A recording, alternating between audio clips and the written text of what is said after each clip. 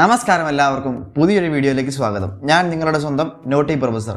നമ്മൾ ഇന്നത്തെ വീഡിയോ കൂടെ പറഞ്ഞു തരാൻ വേണ്ടി പോകുന്ന ചെറിയൊരു കാര്യമാണ്. അപ്പോൾ നമ്മൾ പല തരത്തിലുള്ള ബ്രൗസിങ്ങിന് വേണ്ടി പലതരത്തിലുള്ള ആപ്ലിക്കേഷൻസ് ഉപയോഗിക്കാറുണ്ട്. മെയിനായിട്ട് ഉപയോഗിക്കുന്നത് ഗൂഗിൾ ക്രോം തന്നെയായിരിക്കും. ഗൂഗിളിൻ്റെ ക്രോം എന്ന് പറയുന്ന ആപ്ലിക്കേഷൻ ആയിരിക്കും. അപ്പോൾ നമ്മൾ പലതരത്തിലുള്ള വെബ്സൈറ്റുകൾ ഓപ്പൺ ചെയ്യുമ്പോഴും അല്ലെങ്കിൽ നമ്മൾ ഓപ്പൺ ചെയ്യാൻ പാടില്ലാത്ത നമ്മുടെ വിവരങ്ങൾ പോകുന്ന വെബ്സൈറ്റുകളുണ്ടാവും. അതുപോലെ നമ്മൾ കയറാൻ പാടില്ലാത്ത വെബ്സൈറ്റുകളുണ്ടാവും. അതുപോലെ തന്നെ നമ്മൾ കയറി കഴിയുമ്പോൾ നമ്മുടെ വിവരങ്ങളൊക്കെ അപ്ലോഡ് ചെയ്യേണ്ട വെബ്സൈറ്റുകളുണ്ടാവും. അങ്ങനെ പലതരം വെബ്സൈറ്റുകൾ ഉപയോഗിക്കുന്ന സമയത്ത് നമുക്ക് ആവശ്യമില്ലാത്ത ചില വെബ്സൈറ്റുകളുണ്ട്. അതായത് നമ്മൾ കയറി ചെയ്യുന്ന അവിടെ ഡേറ്റ വരേണ്ട കാര്യമില്ലാത്ത ചില വെബ്സൈറ്റുകൾ. അപ്പോൾ അങ്ങനെയുള്ള ചില വെബ്സൈറ്റുകൾ ചെയ്യുന്നതിന് വേണ്ടി പ്രൈവറ്റായിട്ട് വളരെ സേഫായിട്ട് എങ്ങനെ ചെയ്യാമെന്നുള്ളതാണ് നമ്മൾ ഇന്നത്തെ വീഡിയോ കൂടെ നോക്കാൻ പോകുന്നത്. അപ്പോൾ നമുക്ക് നേരെ വീഡിയോയിലേക്ക് പോകാം.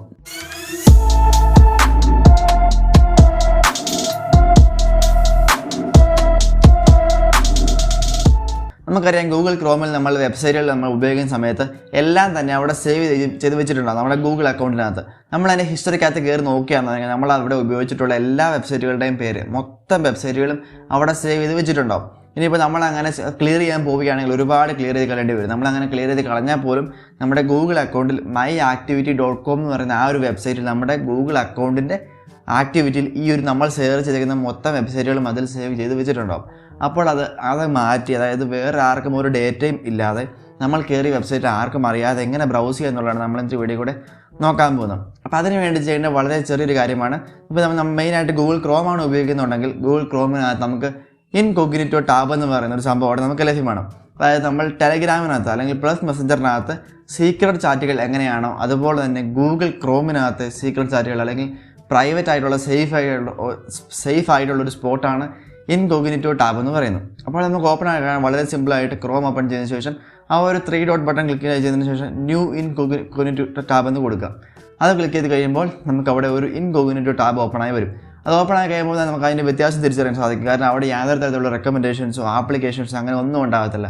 ജസ്റ്റ് ഒരു വെബ് പേജ് മാത്രം. അവിടെ നിങ്ങൾക്ക് സെർച്ച് ചെയ്യാം. സെർച്ച് ചെയ്തതിന് ശേഷം നിങ്ങൾക്ക് അവിടെ എന്ത് വേണമെങ്കിലും റിസൾട്ട് എടുക്കാൻ സാധിക്കും. ഇതൊന്നും നിങ്ങളുടെ ഹിസ്റ്ററിയിലേക്ക് അല്ലെങ്കിൽ നിങ്ങളുടെ അക്കൗണ്ടിലേക്ക് ഒന്നും ചെയ്ത് വെക്കുന്നില്ല. ആ ഒരു ഇൻകോഗ്നിറ്റോ ടാബ് ഓപ്പൺ ചെയ്ത് കഴിഞ്ഞാൽ നമ്മുടെ ഗൂഗിൾ അക്കൗണ്ടുകൾ ഒന്നും അവിടെ ലോഗിനായി വരുന്നില്ല, ഒന്നും സൈനപ്പായി കിടക്കുന്നില്ല. അതുകൊണ്ട് തന്നെ നമ്മൾ എന്തൊക്കെ സെർച്ച് ചെയ്താലും അതെല്ലാം ഔട്ട് ഓഫ് ഡേറ്റയാണ്. നമ്മുടെ ഗൂഗിൾ അക്കൗണ്ടിൽ ഒരിടത്ത് സേവ് ചെയ്ത് വെക്കാത്ത പ്രൈവസി കിട്ടുന്നൊരു സ്പോട്ടാണ് ഇൻകോഗ്നിറ്റോ ടാബ് എന്ന് പറയുന്നത്. അതുപോലെ തന്നെ യൂട്യൂബിലും ഇൻകോഗ്നിറ്റോ ടാബുകൾ അവൈലബിൾ ആണ്.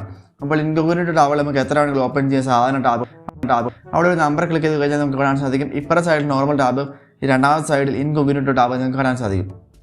അപ്പോൾ ഇൻകോഗ്നിറ്റോ ടാബ് എന്ന് പറയുന്നത് വളരെ പ്രൈവറ്റായിട്ട് സേഫായിട്ട് നമുക്ക് ഉപയോഗിക്കാൻ സാധിക്കുന്ന വെബ്സൈറ്റുകൾ നമുക്ക് ബ്രൗസ് ചെയ്യാൻ സാധിക്കുന്ന ഒരു സ്പോട്ടാണ്. അപ്പോൾ നമുക്ക് സേഫ് ആയിട്ടുള്ള ചില വെബ്സൈറ്റുകളൊക്കെ ഉപയോഗിക്കുന്ന സമയത്ത് ഇൻകോഗ്നിറ്റോ ടാബ് നിങ്ങൾക്ക് ഉപയോഗിക്കാവുന്നതാണ്. അപ്പോൾ ഈ ഒരു കാര്യം പറയാൻ വേണ്ടിയാണ് മെയിനായിട്ട് നമ്മൾ ഇന്നത്തെ വീഡിയോ കൂടെ വന്നിരിക്കുന്നത്. അപ്പോൾ ഇത്രയേ ഉള്ളൂ.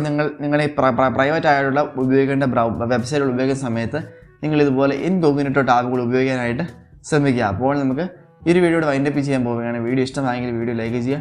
അതുപോലെ തന്നെ എന്തെങ്കിലും സംശയങ്ങൾ താഴെ കമൻറ്റ് ചെയ്യുക. ചാനൽ ഇഷ്ടപ്പെട്ടാൽ ചാനൽ സബ്സ്ക്രൈബ് ചെയ്ത് വെക്കാനും നോട്ടിഫിക്കേഷൻ ബെൽ ഓൾ ആക്കി വെക്കാനും മറക്കരുത്. അപ്പോൾ നമുക്ക് അടുത്തൊരു വീഡിയോ കാണാം. ബൈ.